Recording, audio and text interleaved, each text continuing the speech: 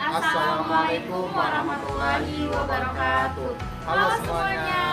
Kami dari kelompok 6. Perkenalkan, nama saya Elza Habiberi. Nama saya Tria Rizkyawati. Nama saya Aisyah Konita.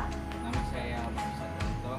Di sini kami akan melakukan pengamatan terhadap salah satu museum yang ada di Banten, yaitu Museum Situs Kepurbakalan Banten Lama. Yuk ikutin terus ya. Let's go.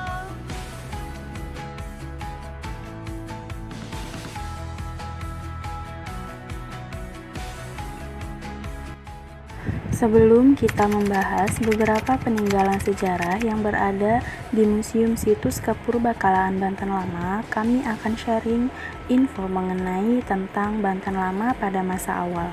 Sebelum masuk dan berkembangnya budaya Islam di Banten Lama, pada abad ke-16, daerah ini ditemukan gejala budaya prasejarah dengan tradisi bercocok tanam dan beternak yang berkembang pada sekitar 6.000 tahun sebelum Masehi.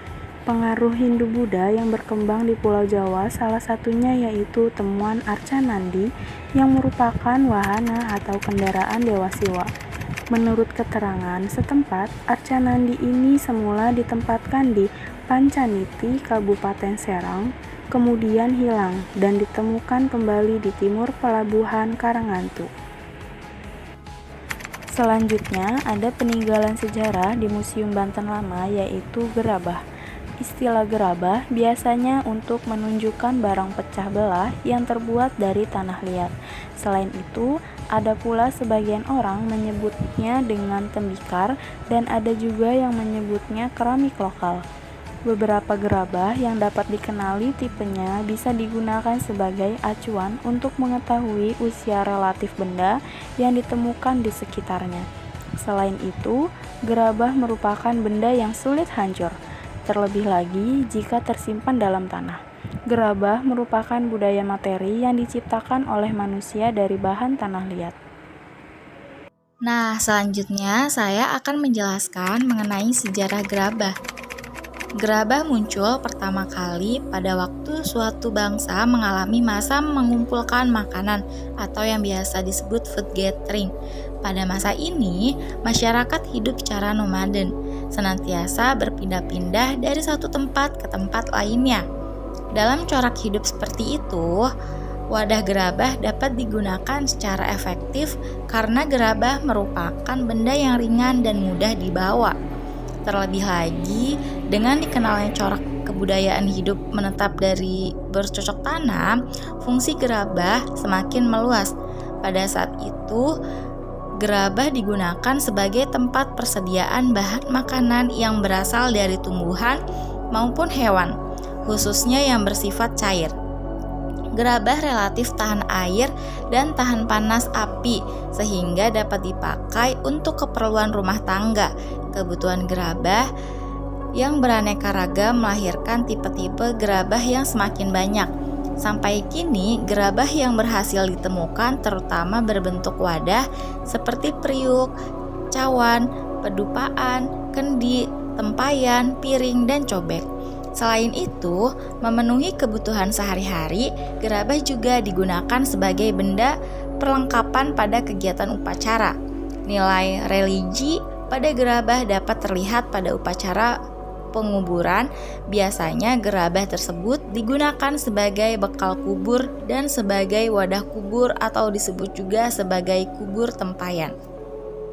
dalam catatan Stavorinus tahun 1769 disebutkan bahwa Keraton Surosowan dikelilingi kawal. Menurut Cijes, kanal-kanal terletak di batas kota sengaja dibuat agar pusat kota Kesultanan Banten tetap kering. Keberadaan tersebut terbukti bahwa pada saat ekskavasi pada tahun 2019 di sisi utara Keraton Surosowan. Pada kotak galian di sisi utara ditemukan 2 tangga turun ke kanal.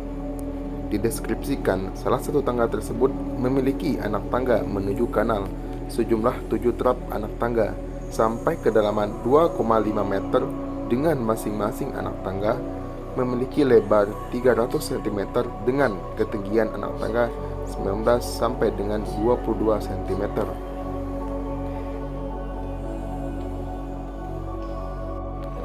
tadi kan kita sudah mengetahui sejarah gerabah itu apa. Selanjutnya kita akan membahas teknik hias gerabah Banten lama itu ada apa saja kira-kira.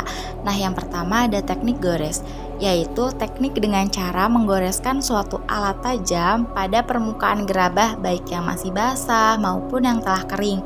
Yang kedua ada teknik tekan, yaitu sistem pembuatan ragam hias dengan cara menekankan suatu alat pada permukaan gerabah yang masih basah.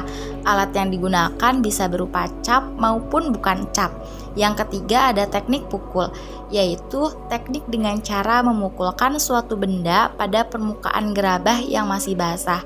Yang keempat ada teknik cubit, yaitu teknik mencubit dengan jari pada bagian gerabah yang masih basah. Hiasan ini biasanya terdapat pada bagian tepian wadah. Yang terakhir ada teknik tempel, yaitu teknik dengan cara menempelkan tanah liat basah berbentuk hiasan pada permukaan gerabah.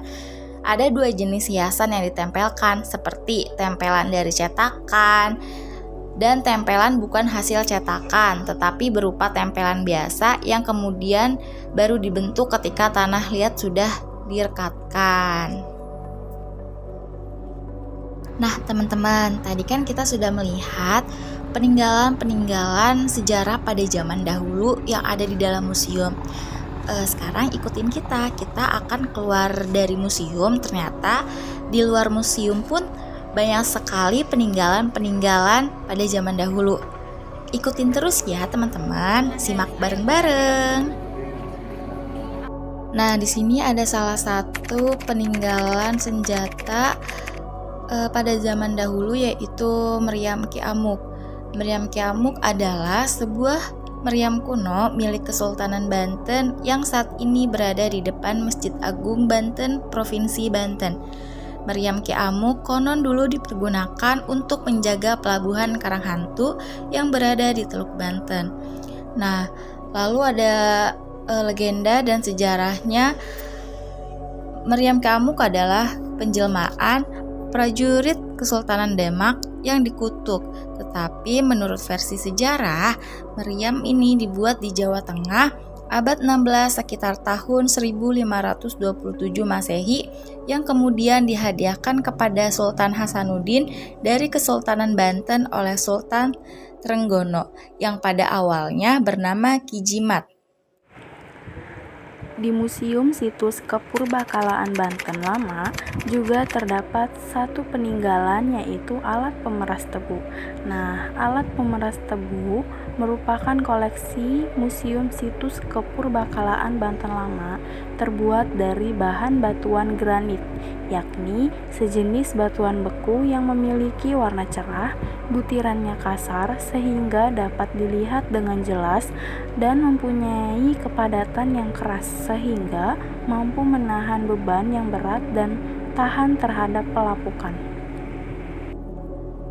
Saat berkunjung ke Museum Situs Kepurbakalaan Banten ini, kalian akan melihat salah satu peninggalan sejarah, yaitu batu karang berelief. Nah, batu karang relief ini ditemukan di bekas reruntuhan gerbang Istana Surosowan. Motif-motif relief yang teridentifikasi antara lain ialah bentuk manusia yang berupa lengan, motif hewan yang berupa sayap dan juga kaki unggas, serta tumbuhan yang berupa daun dan juga bunga. Nah, pecahan batu karang berelief ini diperkirakan sebagai hiasan dari gerbang istana dari Banten Lama. Baiklah, di sini ada salah satu prasasti yang paling terkenal, yakni Prasasti Batu Tulis. Prasasti ini ditemukan pada tahun 1957 dan merupakan prasasti tertua yang ditemukan di Banten Lama. Prasasti Batu Tulis ditulis dalam aksara Sunda kuno dan berbahasa Sunda kuno. Isinya menyebutkan tentang pendirian sebuah desa bernama Sundapura oleh Ratu Maharaja Linggabuana pada tahun 1533 Masehi. Desa ini kemudian menjadi cikal bakal dari kerajaan Banten. Nah, setelah kami melakukan kunjungan yang ada di Museum Banten, ada banyak sekali peninggalan sejarah seperti prasasti, pengiringan tebu, senjata meriam, dan lain sebagainya. Baiklah, untuk manfaat terhadap pengamatan yang kita lakukan sendiri, yang pertama ada keterampilan sosial dan berinteraksi terhadap sesama siswa. Yang kedua ada pengetahuan tentang sejarah yang ada di Museum Banten. Yang ketiga mencintai budaya yang ada di Nusantara. Nah, untuk kesannya sendiri, tadi setelah kita masuk ke dalam museum, tentunya kita dapat mengetahui berbagai peninggalan sejarah zaman dahulu. Kita mendapatkan ilmu baru yang sebelumnya kita belum mengetahuinya. Nah, pesannya jangan berhenti untuk belajar, jangan berhenti untuk mencari tahu, karena bangsa yang besar adalah bangsa yang tidak melupakan sejarah. Mungkin sekian dari kelompok kami. Jangan lupa Like, comment, And subscribe. Dan juga jangan lupa share ya. Terima kasih. wassalamualaikum warahmatullahi warahmatullahi wabarakatuh. wabarakatuh. Dadah.